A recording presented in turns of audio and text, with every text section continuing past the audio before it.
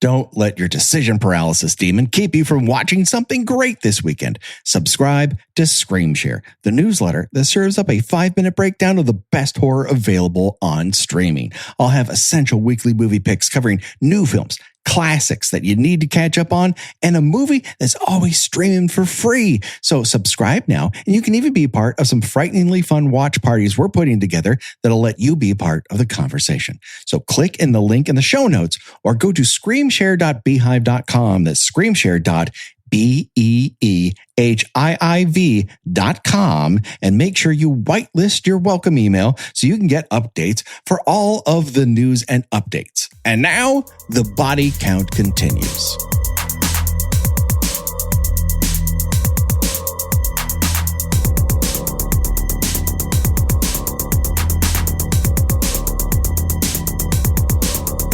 Ladies and gentlemen, boys and girls, die-in time is here. That's right. We're talking about Stephen King's Cujo on Animal Attack April on Kill by Kill.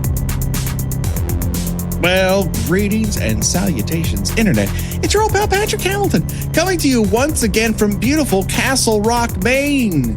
Don't worry, it just looks like California. This is the Kill by Kill podcast, where we're dedicated to celebrating the least discussed component of any horror film, the characters. We're going to unpack all the goriest details of 1983's Cujo in the hopes that a Castle Rocker's untimely end is just the beginning of the jokes that we might make at their expense. And as always, there's only one person that I trust to make sure that thousands of children don't puke after eating our cereal. The one, the only, Gina Radcliffe. How are you doing today, Gina? I don't know that you can trust me to stop that from happening. What? You're in the marketing department. It's, of course, your job to make sure that children don't have upset stomachs after the cereal that you help them sell is sold to them. That's perfectly logical. It's just not knowing that what the dangers of red number 4. Oh God.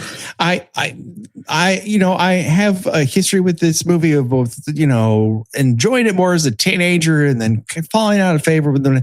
This was the element that I had never paid attention to before. And I honestly was red in the face about it.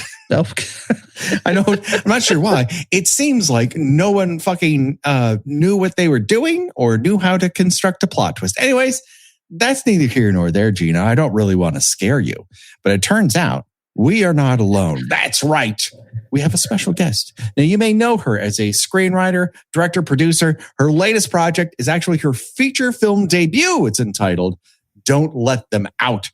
She is the one, the only Lila McLaughlin. How are you doing today, Lila? Hello, I'm great. Thank you. Thanks for having me. Thank you so much for joining us here on Kill by Kill.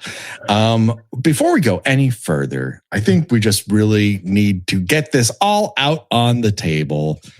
Lila, what is your relationship to 1983's Cujo? Was this a first time watch? Are you slamming this in the VCR every single year?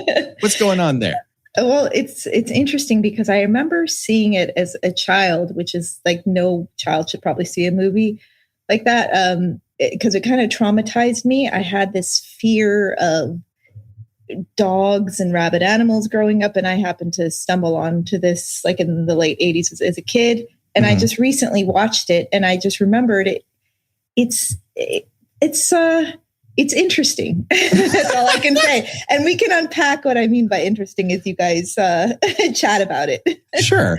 No, that makes sense. I don't know that this book or movie is anyone's like number one on their King list necessarily. Right. That being said, there's like a ton of interesting things about it. Mm-hmm. But unlike some of the movies that we've covered on the show that are Stephen King related, namely, like, let's say Christine, which I had read as a teen and watched that movie, but the more I ingested it, the more I grew to really love it. I don't know that I've ever uniquely latched on to Cujo. There are things I like about it, things I don't. Gina, you were a kid who was just allowed to watch whatever the fuck happened beyond.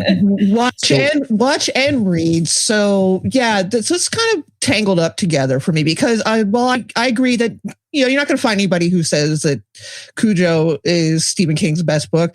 I'm going to stump for it being underrated, though. Okay. I think that it is, very, very straightforward for him novel. There's not much, there's no supernatural aspects to it.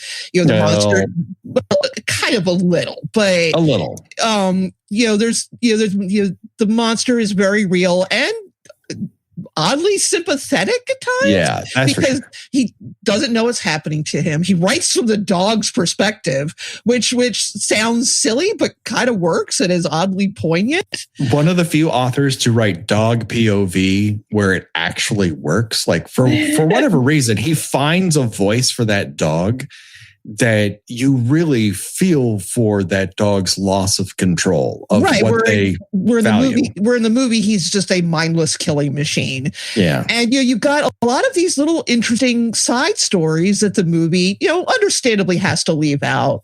Like you've got Joe Camber's wife and son who go on this trip, and Charity is considering maybe she wants to leave her husband, and she realizes that her sister, who's more well off, doesn't seem any happier in her situation. You've got this horrible lover who, one could say too much time is spent on him in the book. Right. Yeah. But at the same time, you've got two opposing, you've got one very human, character and an animal. And, one of these is out of control for through no fault of their own. Yeah. And the other one is very aware what he's doing and doing it anyway. Mm-hmm. And then you have Vic, who is really he's kind of not a huge character in the movie for the most part. Like he's there at the beginning and then he's there mostly at the end. But in the book, a lot of it is him trying to get back home, dealing with both his anger about finding out that Donna's having an affair, but also terrified that something has happened to her. And, and it just, I think it's a very interesting, pretty tightly, everything takes place over less than 3 days, which I think is very interesting. And I like it a lot. And I read it as, I can't remember if I read the book or saw the movie first, but the book made much more of an impact on me than the movie did. The movie's fine. The movie's fine. The movie's fine, but it's very, like you said, Vic is very kind of one note. Yeah. He's like the heroic husband. Right, exactly. But also, if you notice, the movie, it is a horror movie, but nothing really happens until you're like 45 minutes into the movie. Right. It's very stripped down. Yeah. And it's it's super straightforward. Yeah. The kids these days would call it a slow burn, but I don't really know. It's slower than a slow burn. Yeah, it's way slower than a slow burn. Nobody would sit 45 minutes to see the first kill. You know what I mean? Yeah. The movie has, leaves out a lot of the, how, the events in the Dead Zone kind of haunt the town. And the monster in the closet is Frank Dodd, which I think is I think that's a pretty chilling, thing. And how the sheriff's last thoughts when he's being eviscerated by this dog in the book is, thinking, he's seeing Frank Dodd again. And, that's very chilling. And here it's just like, well, dog got another one. Dog got another one. Exactly. Yeah. And it's like, it's just that, if you want to call it an emotional impact, you can, but a lot of that is lost. Yeah. And at no point was Frank Dodd a part of the script part of this, but I think they would have run into issues with it if they had, because weirdly enough, this movie, even though it's published 2 years after The Dead Zone, is released in theaters before the Cronenberg Dead Zone, which is made by a completely different studio. So I don't think they would have been, at some point, they would have had to change names. It would have been different, and I'm not sure people would have accepted it. Right, and it still would have been a little lost in impact because, who the hell is this person they're talking about? And you would have had to have someone, hey, remember when that crazy cop killed all those girls? And it's like, and the exposition doesn't seem as natural as it would in a book. Yeah, it just doesn't make any sense. To readers, to constant readers, it has impact. To a movie audience that has zero desire in 1983 to be part of a cinematic universe, I just don't think it would have flown. It just would have seemed out of nowhere. That, when you bring up the books, I think it's kind of important to state that, like, Cujo works because I think it's an experiment in style, right? Mm-hmm. I think there's a lot of stylistic leaps that it takes. Yes, correct. And then within a 10-year period, just for the audience's sense of understanding, here is the list of books, taking out the Bachman books because they don't necessarily fit into what King's attempting to do. Carrie in 74, Salem's Lot 75, Shining 77, and also Night Shift, which is a short story collection. So you also have The Stand 78, The Stand, which he turned in at 1,400 pages, I might add. Then you've got Dead Zone 79, Firestarter, same year. Dance Macabre, he's teaching a college class, then essentially turns what he talks about in that college class into a nonfiction book, a book I read every 5 years on the dot. Cujo 81, Gunslinger, which is really he had in his back pocket, same year. Then you have Different Seasons, which is 4 novellas. That's 82, all in the same time as Christine. Same time as Cycle of the Werewolf, which doesn't have a lot of text involved, but still 82, busy year. Pet Sematary, 1983. Talisman, same year, co-authored, 83.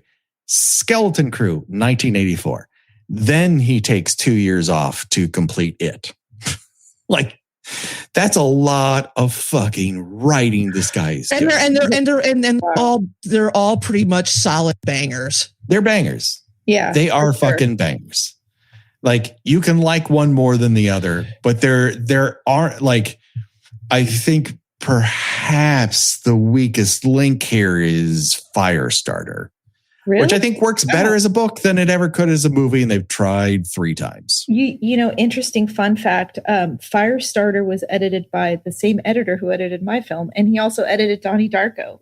No? Yeah, same editor. But no, I think Cujo is could have been a little bit more fleshed out, to be honest with you.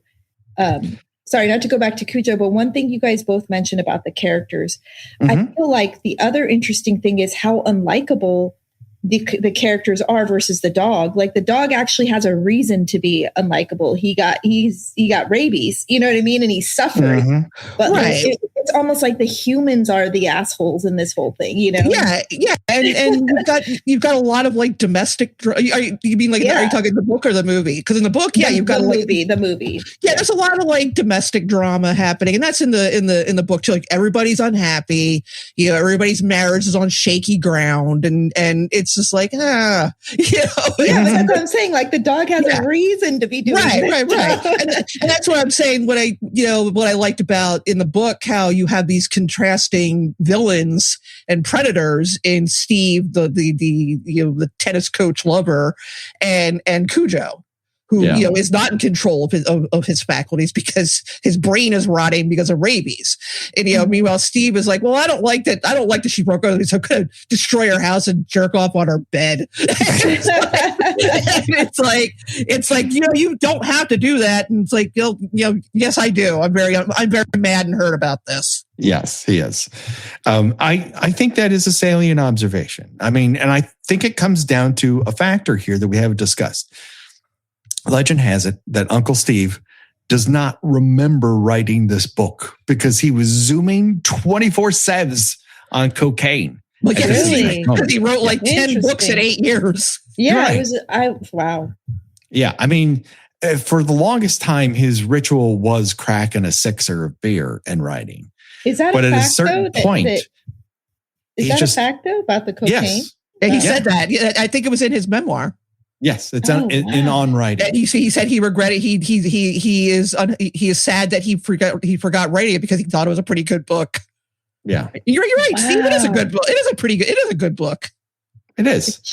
It's a better book than it is a movie for a lot of reasons. Yeah, and because he's jacked up this entire time, it is often talked about, and he sort of insinuates because there are themes that crop up because this happens in between The Shining and Christine. Mm-hmm. That this is basically yet another one of his, this is about addiction books. And I think that line is very clearly drawn in The Shining and Christine, and it is a little bit harder. You can see elements of it here, but it is not as clean a line as those other movies, because Cujo, as has been said, he's not evil. He's been corrupted by this outside force that's beyond his control. That dog is no longer a dog. He is madness on four legs. Mm-hmm. So I don't think Cujo is the perfect metaphor for substance abuse in the same way that, say, the Overlook and Christine are, because those entities have specific desires. They have needs that have to be fulfilled. There's methods to their individual or collective madnesses. Whereas Cujo he's irrational, he's destructive, he's driven exclusively by chaos. He doesn't like noises, sounds, sights, feeling. Mm-hmm. He doesn't want to die. He hates being alive. So there's certainly aspects of addiction that you can put onto this, and they do work, but not to the same degree as those other works. But I do believe there is a very precise fear that King is getting at that I think the movie plays that is working towards getting at, but it feels a little jumbled along the way. And that is a very singular thing that none of us can control every single factor that could be our individual and collective undoing. We are at the mercy of a beautiful and dangerous world where any single rogue agent could shatter everything we hold dear at any second. We didn't know how good we had it inside the boiling hot, broken down Pinto. But then someone decided to start a war of choice with a country that could sink the entire world's economy because fucking idiots are in charge now. I'm sorry, what the fuck was I talking about again? You know what's so interesting, what you just said? This is the first time anyone has said what I've described as interesting, but please go ahead. Her exactly to the character of that is a Dee, what's her name? I forgot. Wallace. Yes, Dee Wallace Stone, yes. She has it very good. She says it herself. She has this great husband. They have this house on a cliff, and yet she's like shacking up with this like loser ex-boyfriend or whatever. Yeah. So what you just said is directly in, how good we have it, but we, at some point we either unravel it ourselves or something unravels it. And I think being in the Pinto is that metaphor. I guess, I don't know. I'm trying to connect the dots, but do you see what I'm saying? It's like, I get it, but it should have been a little more fleshed out, a little more, I don't know. But yeah. How you put it together is definitely, And yeah, not to keep harping on. Well, the book did it better. The book did it better because that's almost always the case in every book to movie adaptation, because you have the time to go into characters' inner thoughts and spend time with more time with other characters. But again, same thing with Charity, Joe Kamer's wife. She's unhappy. She's thinking about leaving him. She wants a better life for her son, and then in the end, completely unaware of what's happened.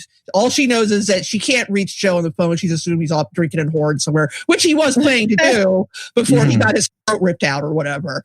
But she's like, yeah, you know what? It's not such a bad little life. I'm going to go back home. And like, well, guess what? It's like your life's about to be turned upside down anyway. Yeah. Mm-hmm. I think the other weird thing before we get into the movie proper is that I did not know this until I popped in my Blu-ray.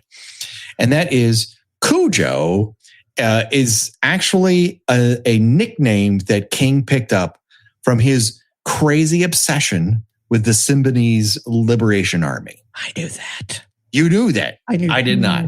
I knew about his like, I have to write something about the SLA. I have to write something about the SLA. And in a weird way, like that obsession is what fires up so much of his output at a certain point, because like He tries to write The House on Value Street, and that turns into The Stand. And one of the guys from the SLA, he sort of transmutes into the Man in Black / Randall Flagg.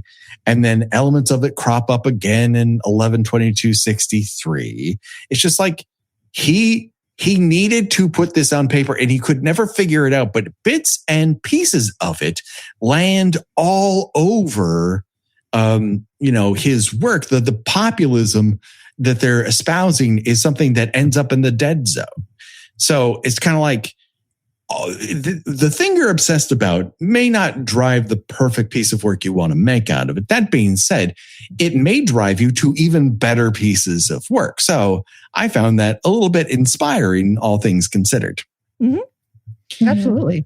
The other thing that I did not know was that Louis Teague was not the original director of this motion picture. In fact, it started with a completely different director and director of photography. The Changeling's Peter Medak was actually the original director here. He developed the film. He did all of pre-production. He filmed 2 days of it. They hired the DP and over his objections. He's like, I don't think we should work with this guy. He has a bit of an alcohol problem. It can interfere with his work. I think we should go in another direction. The producer's like, I think we've got this handled. They look at the first couple days of photography that include Cujo walking past the grave of Frank Dodd. And they're like, oh, this sucks. We got to fire this DP. And now Medak's like, well, you forced me to hire him. Now I got to stick up for people that are on my crew. And they fire him on top of it. And they bring in Louis Teague and this Dutch dude no one had heard of named Jan de Bont. I think that's partly to blame why this movie is kind of jumbled and not quite as dialed in as it needs to be, because it's all happening in a flash. Like the person who's leading the charge here is replaced 2 days into production. And all of a sudden, this guy who's just like catching up on what Cujo is now directing the movie. Right. And one wanted to try something, perhaps honing a little closer to the book. And the other one was just like, well, make it an animal attack movie. Right. Yeah, exactly. Which becomes the entire second half of it. Like I said, after Mark 45, 50, it's just all the animal attacking. But leading up to it, it's almost like 2 different genres or 3 different genres happening. I mean, the first half is all drama. You know what I mean? So they could have fleshed it out better. I feel like the Jan de Bont could have had some more better cinematic moments and shots. I mean, the shot in the car was really cool where it's like spinning out of control. That we get, I feel like there could have been more of those moments. Yeah.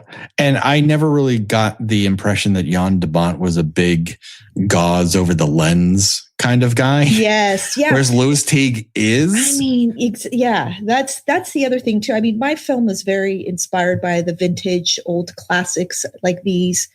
And we use different lenses, the color process. I mean, they could have really made this film pop, with the different locations and things like that. And I feel like that was another missed opportunity. Like you said, lenses, different moments that they could have made stand out, really beautiful cinematic, metaphoric shots. And I like watching it as a child, you're just watching it as being scared, and watching it as an adult, you're like, this kind of falls flat a little bit in those moments. Being a Stephen King novel, you kind of expect that from, especially the director has directed some really big movies from the 80s, Jewel of the Nile and, all these other big titles. So yeah, just kind of missed. Yeah. I do feel like he's the guy you call when you can't get Peter Medak. Like Peter Medak, at least like he directed on The Wire. Like people trust. The Changeling is a great movie. The Changeling is one of the scariest movies ever committed to celluloid. Mm-hmm. So, his abilities are sorely missed here. I mean, it is cast rather well. We've already mentioned Dee Wallace Stone. Then, of course, if you hire Dee, apparently in their marriage contract, you hire Christopher Stone. And they're always this couple who are weird together. You're having problems, which is but apparently they're quite happily married in real life. So just the opposite of their real life, but they loved being at odds on film. It's very odd.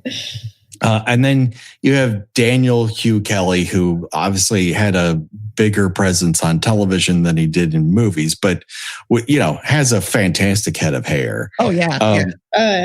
You've got that guy's like Ed Lautner, who just you've seen from a million different things. You've got Miles Watson from The Misadventures of Sheriff Lobo, near and dear to my heart. Piece of garbage is that show.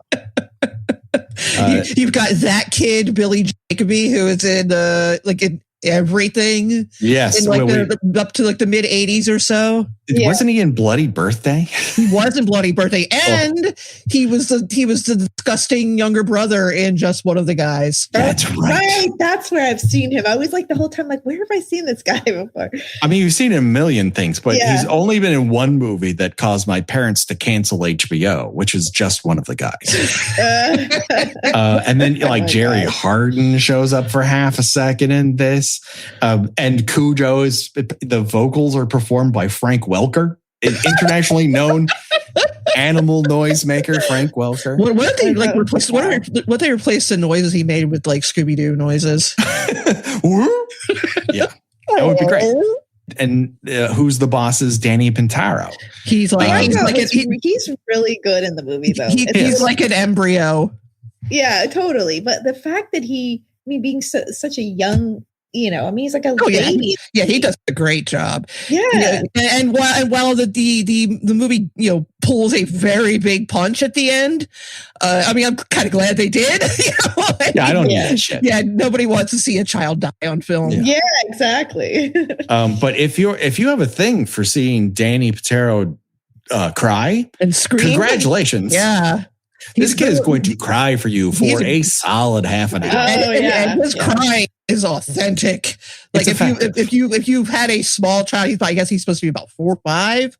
That just helpless wailing. That's that's very familiar. Oh my gosh! And Dee Wallace Stone, of course. I attended some sort of 40th anniversary thing. Or 35th anniversary of it in Burbank at one of Burbank's many horror-related establishments.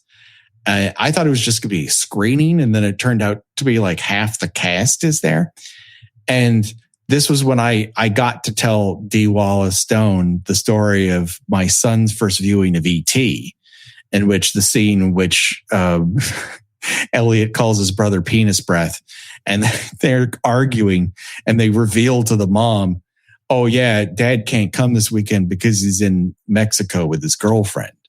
And then she just softly to herself over the dirty dishes in the sink goes, but he doesn't even like Mexico. And Ollie turns to us and goes, oh, she just needs some help.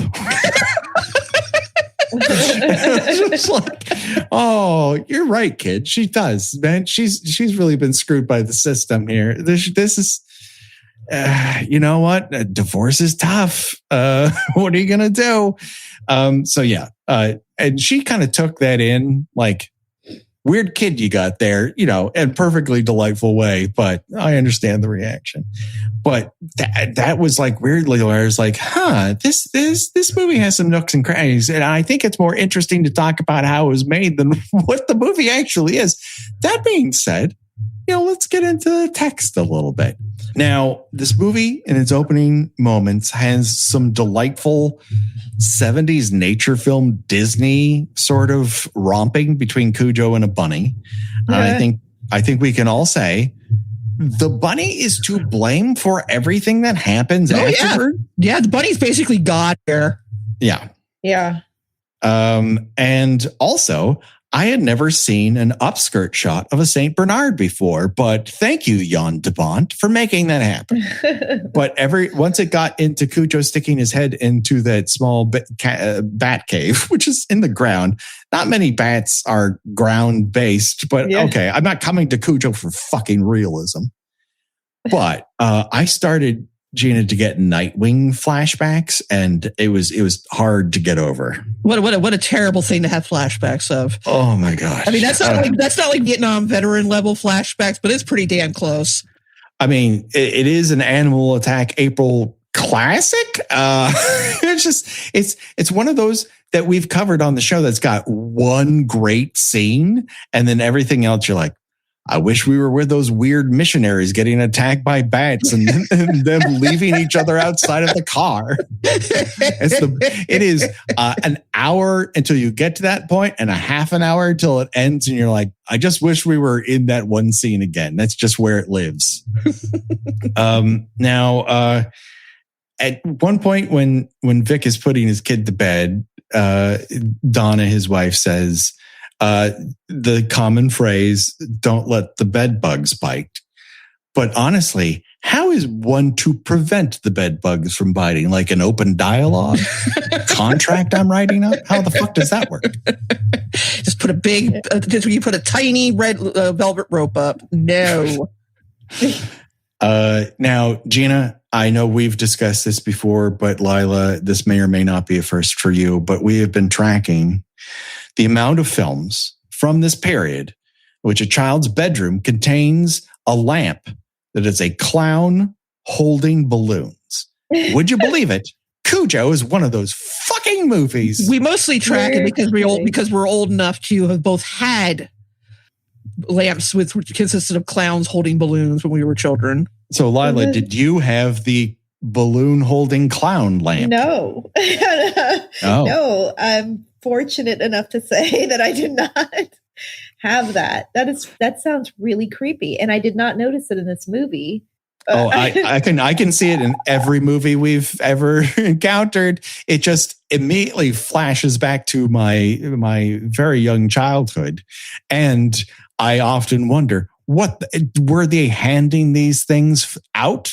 Like, oh, you have a child? Here is your clown holding a balloon lamp. Here you go. That's really interesting. It makes you think, like, when they were going to the prop houses, obviously, to set design, did they always think, this is creepy, let's put it in every creepy movie in the 80s or whatever? It shows up in non-creepy movies too. I think it's just such a common thing in like children's bedrooms in the 70s and early 80s. And we're like, we want to set the tone here. This is an ordinary child in an ordinary bedroom. The evil is going to corrupt this lamp. The lamp represents the normal part of their lives. This lamp had a stranglehold on the parental lamp buying complex of a decade and a half. I'm so curious to what this lamp looked like. I'm going to have to Google it.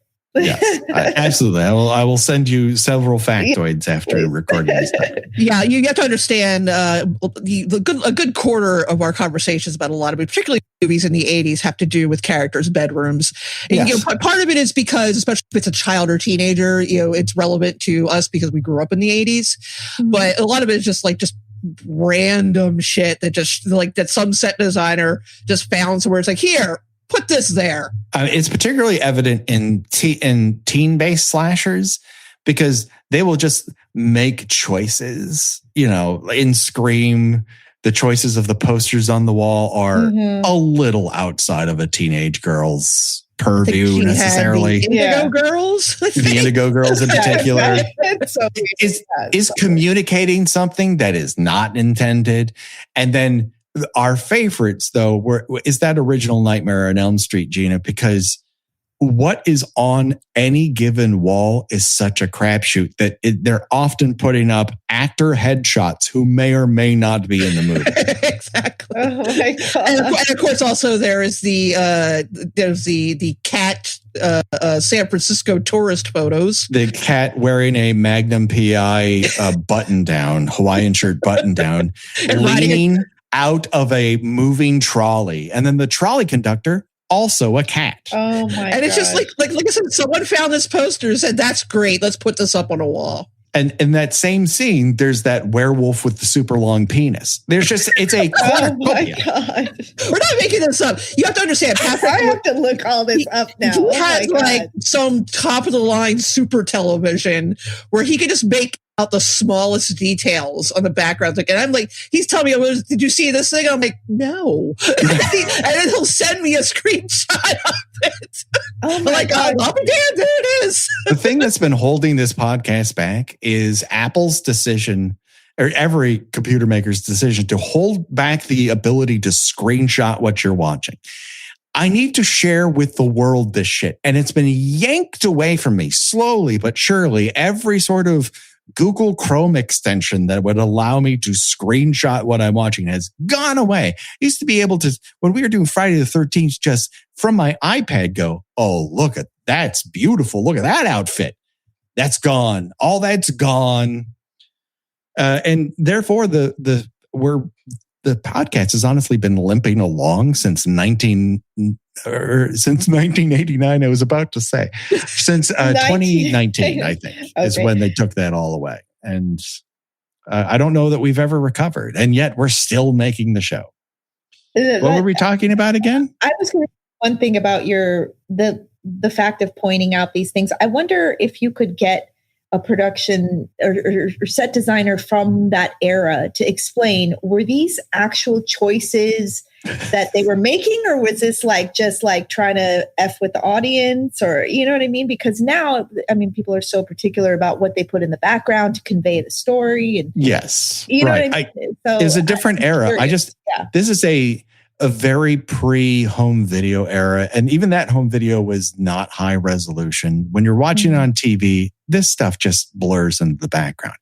But when I have a Blu-ray or 4K of that, all of a sudden, your choices have become crystal clear. We have to get this done by 4 starts to come out a lot. Yeah, these movies. Exactly. Think of somebody who is both the set decorator, the caterer, and maybe the second camera operator, just doing all 3 roles. They give them like $100. Says go to the Goodwill down the street, get some stuff that looks like they would go in like a child's bedroom. Or even in the highest level of productions, people are more worried about character development and performance and focus and like a lot of things that really matter, not what lamp have I put into this bedroom and have people used it too much. That just doesn't fucking come. And also because now the internet, the era of social media, people like to, cut things down to tiny pieces and put meaning into things that maybe meaning wasn't really intended, like right, like the saying, sometimes a cigar is just a cigar. Like no, there's this painting in the background doesn't have a secret message in it. It just the production designer thought it looked nice and would go and would fit into this character's home. I think if I were to designate, getting back to the movie ever so quickly, if I were to designate a problem in this marriage. Sure, you could point to the infidelity. You could point to people maybe not paying enough attention to their spouse, or maybe this move was ill-advised. But I think when you really come down to brass tacks, is that they're feeding this child too many Twinkles. Twinkles, as a cereal brand, Twinkles does not say, I need to eat that. Well, I think, isn't it like the cereal that one of the cereals that Vic's advertising agency is supposed to be selling? But is it that the cereal is making the kid have the nightmares? I mean, that is what Donna is suggesting. Okay. That the cereal is too sugary and it's making him hyper. Yeah. Which, again, looking back at all the untreated cases of ADHD, myself included, she probably was right about that. Yeah. And again, this is something, understandably they had to leave out of the book. But, there is a certain sort of awareness that Vic knows that they're selling garbage. Yeah. He knows that they're selling just sugary, God only knows what's in it, cereal, and then it bites them in the ass when they get the cereal. They sell the cereal that has red dye in it that makes kids throw up and looks like they're throwing up blood, and it becomes this big thing. But he's upset that it happened, but also ashamed because, it was only a matter of time before something like this was going to happen. Right. You can't really, that doesn't make for intriguing, an intriguing movie. It's, it comes off better on the page. So I understand why they left that out. But that being said, I'm no marketing expert. Oh, wait a second. I'm sorry. I am a fucking marketing expert. And so if you produce a shitty cereal that gets recalled, that's not a marketing problem. You have a manufacturer and public relations problem. So calling up the guy who writes your commercials and yelling at him that he has to fix this, that's not a in-universe that makes sense issue, everybody. Totally. I think in the book, was he an advertising exec or did he work for the cereal company? He ran an advertising company with this other guy, like a friend of his. That made no sense to me. If people are still going to cough up blood or whatever eating the cereal, why would they call the ad exec guy? We need a commercial to fix this. No, get a public relations department, you fucking idiot. Get quality control on the horn. Don't they just need to change the ingredients out? It's just take the cereal off the market. Exactly. I mean, hey, look, Stephen King never claimed to know anything about how advertising works. It was the Coke. It was the Coke. Exactly. So if you're watching this movie and you're thinking to yourself, none of these locales look like Maine, that's because it's Central California. And you can tell because it's brown. This is Petaluma. It's Mendocino. It's Santa Rosa. You've seen it in other movies we've covered and not covered, like Scream, Halloween 3, The Birds, American Graffiti, just to name a few. It's a lovely part of California, but it doesn't look anything like green Maine. Yeah, I immediately noticed that. Again, watching it as an adult, I was like, oh, this is Northern California or some part of the beautiful California coast, Yeah. Definitely is not East Coast. It isn't. But, as much as I might complain about this, once upon a time, we used to make things here.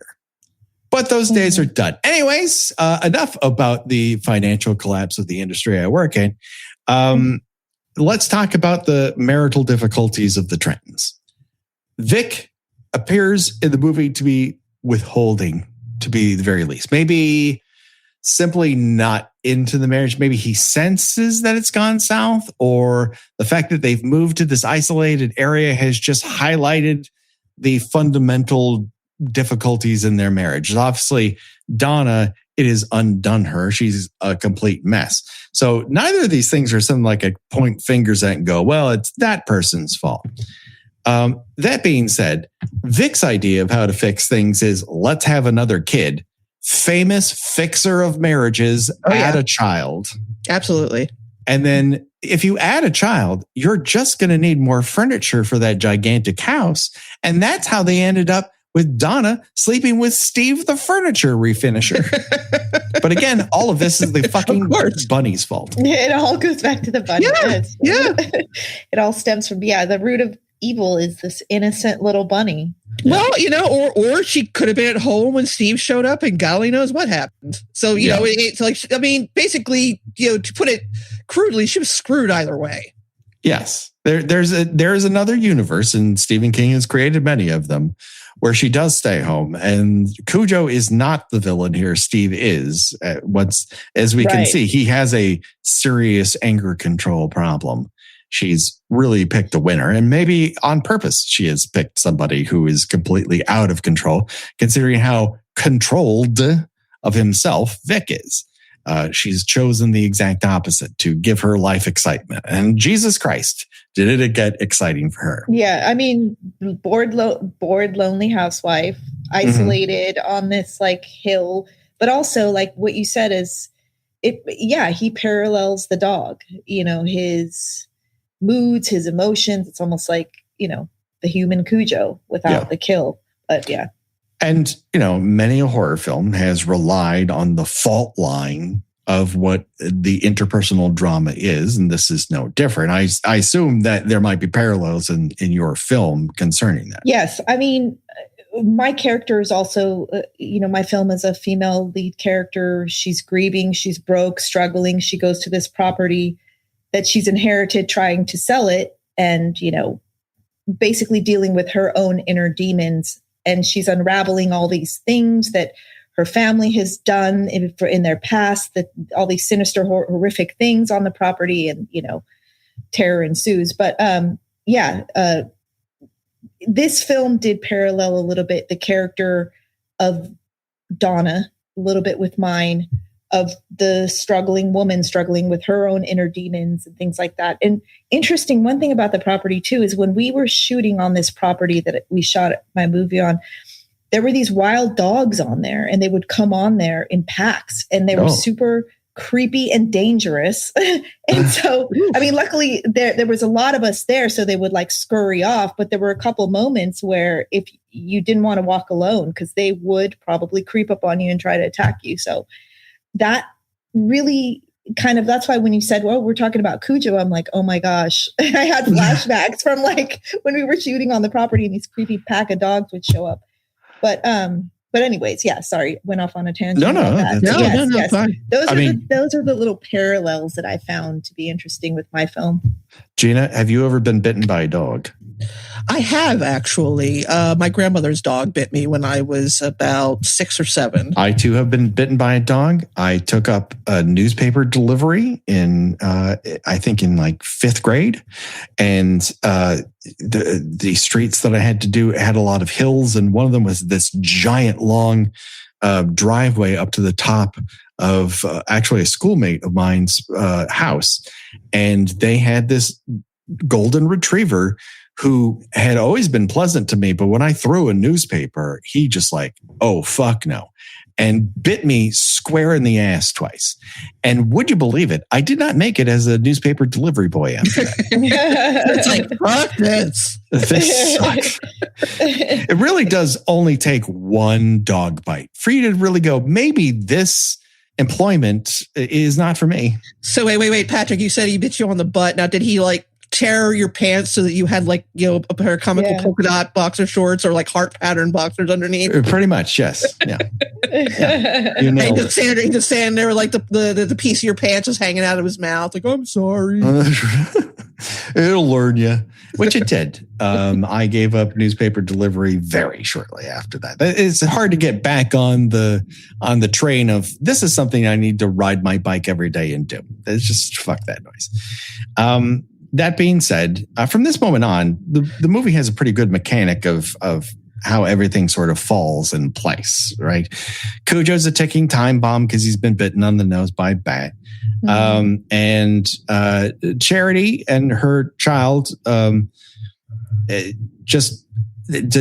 she gets this money from the lottery. She wants to go off to visit her sister. She's afraid her husband, Joe, who's a little controlling and drunk all the time, won't let her. So she says to her kid, Brett, don't say anything to your dad about Cujo for fear that he'll try to stop them, when in reality, Joe can't wait for them to leave so that he can go bother sex workers in Boston.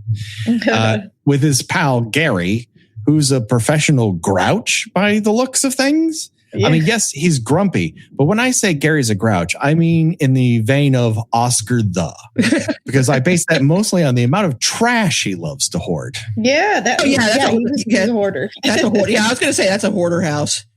It is crazy the amount of garbage he's just piling up around the place, and then this appears to be a shared passion that he has with Joe. Because when we go into Joe's house later, Joe has left milk on the table next to the cereal. You're going to Boston, you leave milk out, you have issues. Yes. And so all these people who you think are going to be there aren't there. Donna's been having trouble with her 1970s Ford Pinto, the world's most reliable car when it isn't exploding. I didn't understand that either. Like her husband drives this like flashy car, but was a Pinto considered like a cool car back then? No. So why was she driving it? I don't get that. In fact, by the time that it had become a bit of a joke because they were known for their gas pumps exploding. It all comes down to it is a factor in the book because the Kings did own a Pinto that had this exact mechanical problem with the engine. And so even though this occurs after, sort of well after the whole Ford Pintos explode thing, which they're making fun of on Saturday Night Live, it's kind of like, well, he poured his money into this house. He poured his money into his car. But Donna gets to drive the POS around Castle Rock that is constantly in mid-failure. Yeah. When there's a mechanical problem, he fixes his car first. Donna's waits in line. So yes, I think it is all to do with Vic just is not attentive to what this marriage is about. And I think the unspoken thing is, well, why does she, what is she going to do? She just has to drive to the grocery store and back. It's like she's a housewife. Where's she going to go? And that's why he's genuinely shocked when he can't get a hold of her. Why is she? What do you mean she's not? What do you mean she's not home? And so, because of this lack of communication, he's never been particularly communicative. It's entirely debatable if they had been under normal circumstances that he was not aware of Donna's affair. That would he have called at all to find out? Is debatable. The reason he's checking up because now he's concerned about his marriage, whereas before he wasn't paying attention to it. Yeah, that's an interesting note. This stuff works. I just don't think Teague makes the most of it. I think the actors are trying. Yeah. It's just a little static. It's a little TV in how it's presented. Yes. Very, very TV movie. Yeah, of its time. And this is coming on the back of Salem's Lot, which is also a TV movie, but does not play like one for the majority of it. It just feels more cinematic. It accomplishes a lot more in its extended running time and just feels like a better adaptation. And this is just kind of, with the exception of that one flare inside the car that, pops up again years later in Children of Men. And now is like everyone's trying to rip that thing off. It kind of starts here. You have to give it up to the man. But that's interesting because it's very TV movie. It played like that for me. There are no big cinematic moments of this. Very straightforward, but they are. I don't know if you noticed that they are. It's in development for a while now. That they're thinking of doing a remake of it. But I'm not sure how they would. I'm not sure if they would dive more into the book, and it's just, for me, it feels like they could do one. I hate remakes, to be honest with you, but I feel like they could do a better one. Well, it certainly had some difficulties in the sort of aftermath of them making 123 its first weekend and making a 3/4 of a bill over its run, and everyone's like, "Oh, King's hot. Let's just go through the library and see what we have. Do we have the rights to this, to that? Let's put things in development so we make sure that we retain the rights to it," as opposed to King going, "It's been 25 years. I own it now." And that might be part of the play. We have it. Can we do something with it? But yes, I'm not sure this is something that cries out for a cinematic remake. But then again, they did it with Firestarter. So who am I to say? Exactly. But again, from what you guys are telling me from the book, it seems like the book is a lot more interesting and has a lot more robust, has a lot more to offer. And I mean, Stephen King is a genius in his own, the fact that so many of what he has written has become these amazing films and the IPs. I just feel like they did them kind of dirty on this in the 80s. I feel like they could do it way better with mining more from the book, from what you guys are saying. There's a lot more to mine and really get a better story. I think at the end of the day, you've got probably producers and a studio that are saying the meat of this. Reason I bought a Stephen King property is to scare the hell out of people. And this is taking all 50 minutes to get to an attacking dog. Right. And that doesn't really bode well. Can you cut this? Can you cut that? Let's see what we can do and then you cut the sort of drama that bolsters a lot of what happens. You end up having a lot of flashbacks that don't make as much sense as they do in the book between Vic and Donna. Mm-hmm.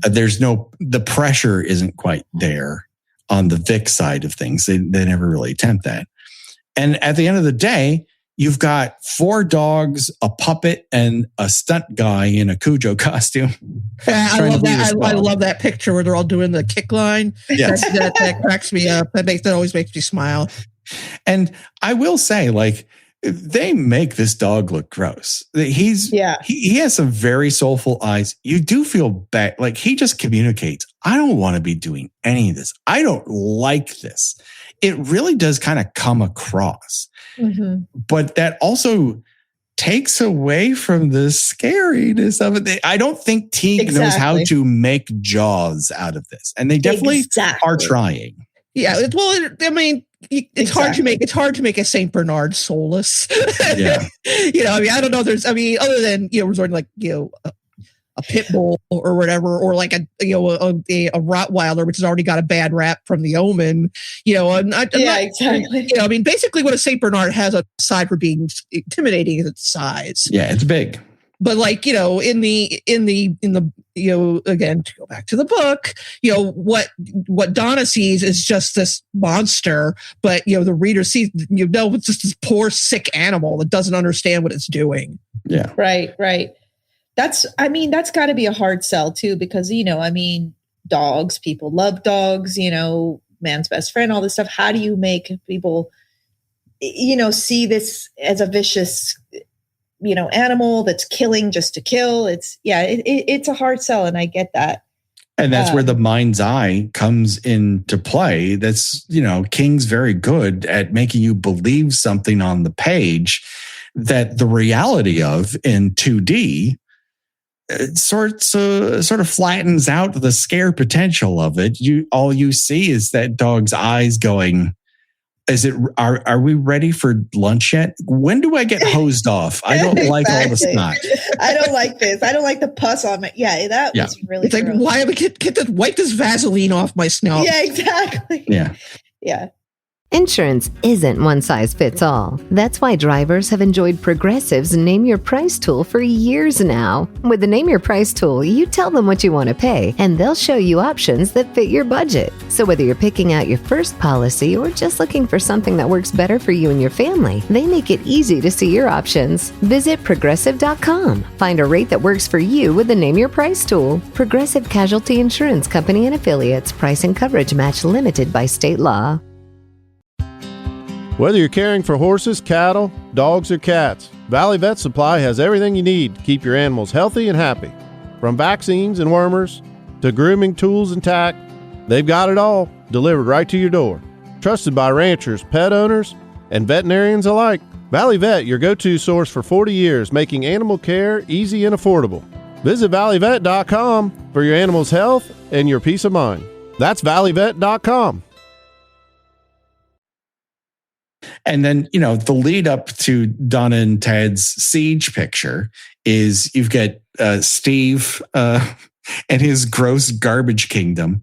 I do like that in the middle of that attack, he gets Cujo to back off by yelling at him, "I don't care."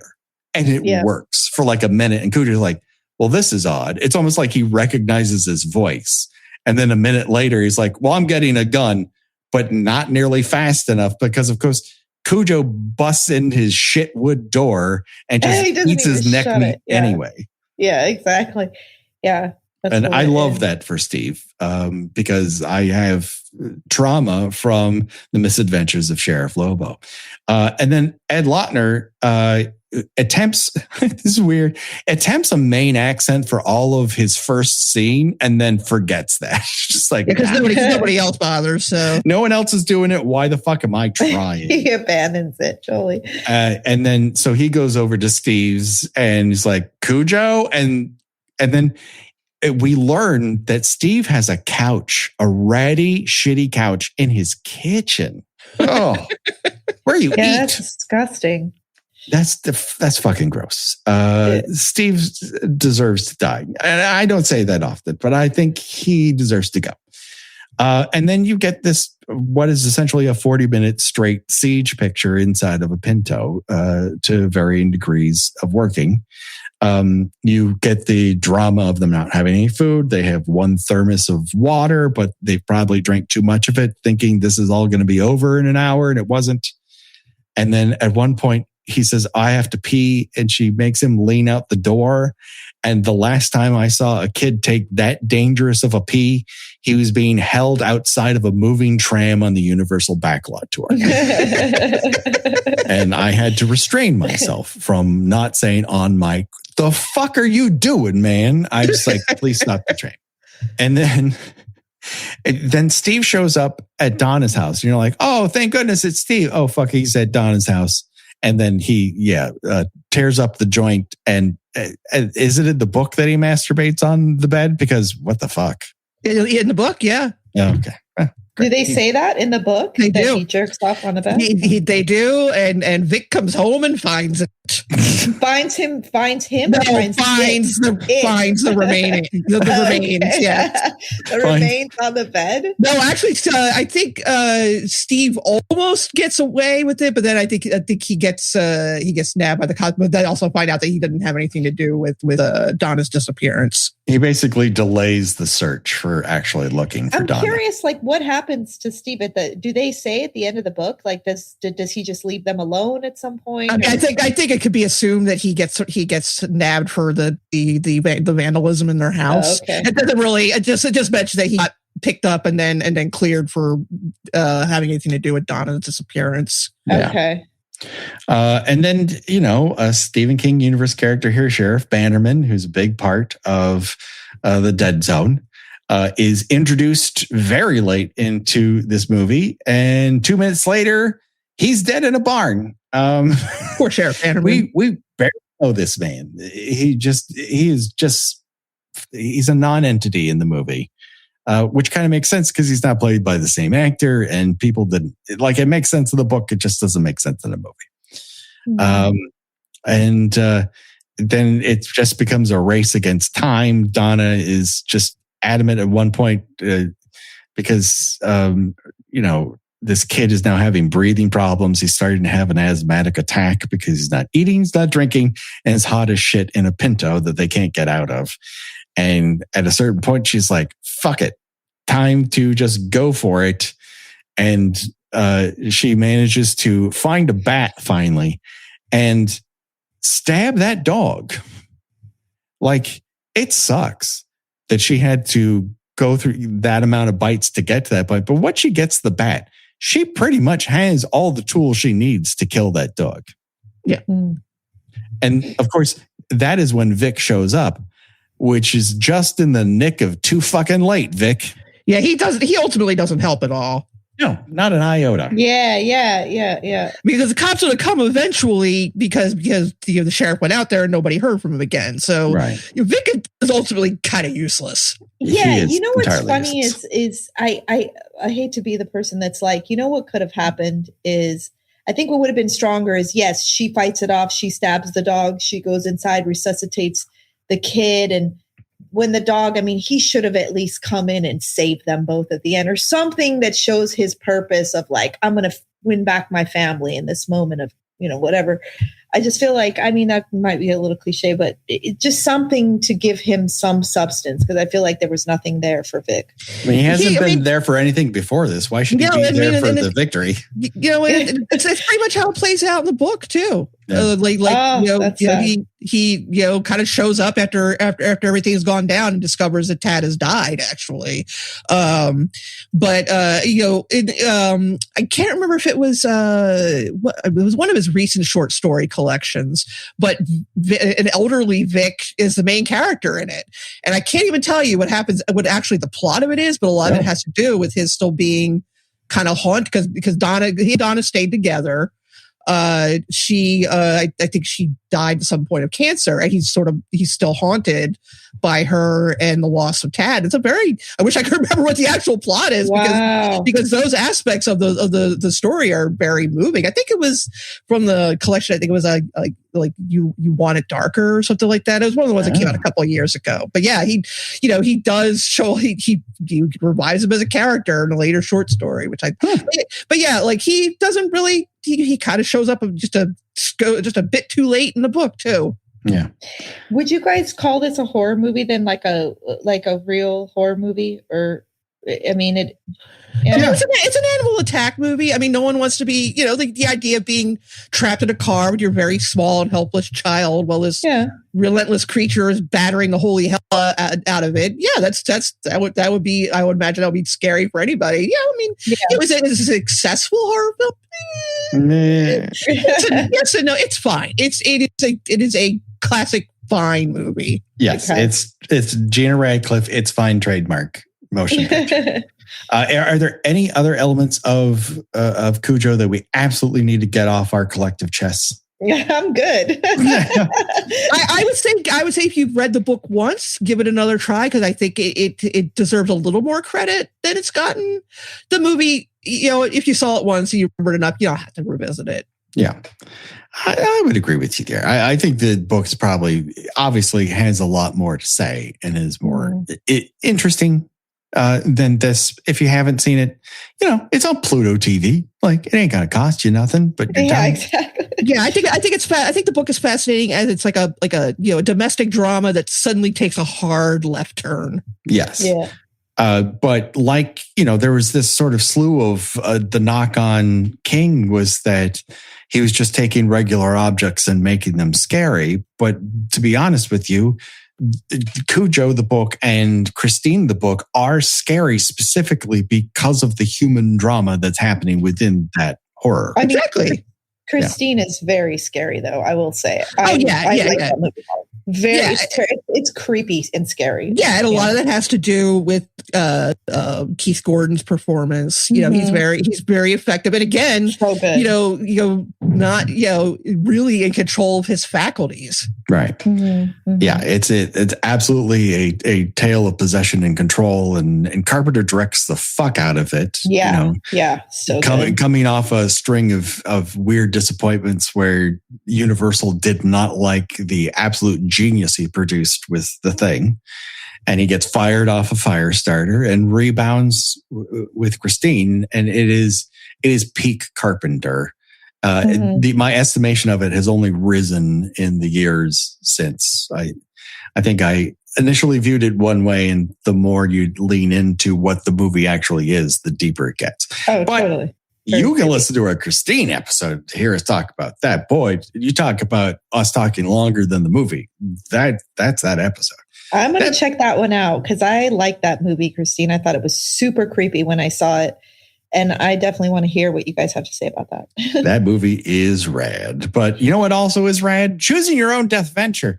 That's where we decide of the deaths of trade. In Cujo, if you were forced to die in one of those ways, which one would it be and why? And all of your choices are being mauled by a dog. But now you have to decide where. You either get mauled by a dog in a trash-filled living room, in a trash-filled kitchen, or a trash-filled barn. And Lila, those are all ignoble deaths, aren't they? They really are. But it's not a choice for me to make for you, Lila. It is a choice for you, as you are our guest, and that means you go first. Am I going to get banned if I say none? You have to choose. That is our one rule. You have to choose. Oh my God. I think oh my gosh. I would say I hate to say the kitchen, but I think I'd say the kitchen, I guess. That entirely makes sense. I don't think there's a wrong answer. They're all wrong answers. Gino, what say you? I'm going to take the kitchen too for the simplest reason that I think that his is the quickest death. I think that throat is coming right out. Yeah.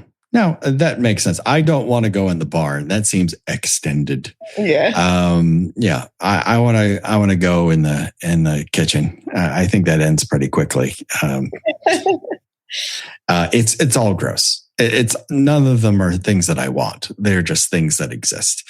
But before we go, Lila, why don't you tell people where people can find you online, where they can get more information about the movie and so forth? Yes, absolutely. So my film is a horror thriller feature film, Don't Let Them Out. We are on Instagram. The handle is Don't Let Them Out Film.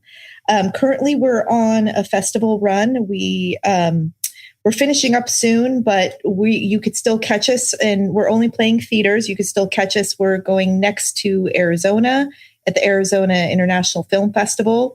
We may be circling back to LA in a few months. But you can find out all the information on Don't Let Them Out Film on Instagram.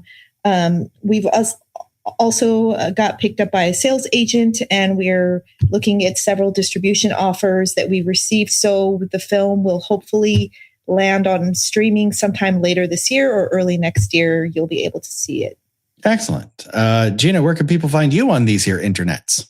I write about movies and pop culture and current events on my newsletter, GinaWatchesThings.ghost.io, and I am predominantly on Instagram under Gina Does Things. Do it today, people. Check it out. You can subscribe to our newsletter. That's Scream Share, where I bring you a quick 5-minute read of a new classic, and you can't believe it's free horror movies that you can stream every Thursday into your inbox so your weekend is sorted. And then, of course, you can find us on your socials, your Blue Sky, Instagram, Facebook, and Threads. We're not on Twitter. Fuck that place. And then you can also support us over on Patreon, which helps us, rent all these movies and do research and all of the equipment. That is because of our Patreon supporters. We want to thank them once again. Rate, review us on Apple Podcasts or your podcatcher of choice. Subscribe to us on YouTube. You don't have to listen to us there, but it helps build the subscriber base. And of course, you can talk back to us there, or Spotify is a good place, or email us at killbykillpod@gmail.com. If you review us and tell us what your favorite kill is in any horror movie or one that we've covered, I will shout you out here on the podcast. That is my sacred duty as the host of Kill by Kill. Don't worry, folks. The body count will continue, as will Animal Attack April. For myself, for Gina and Lila, bye-bye, everybody. Bye. Bye. The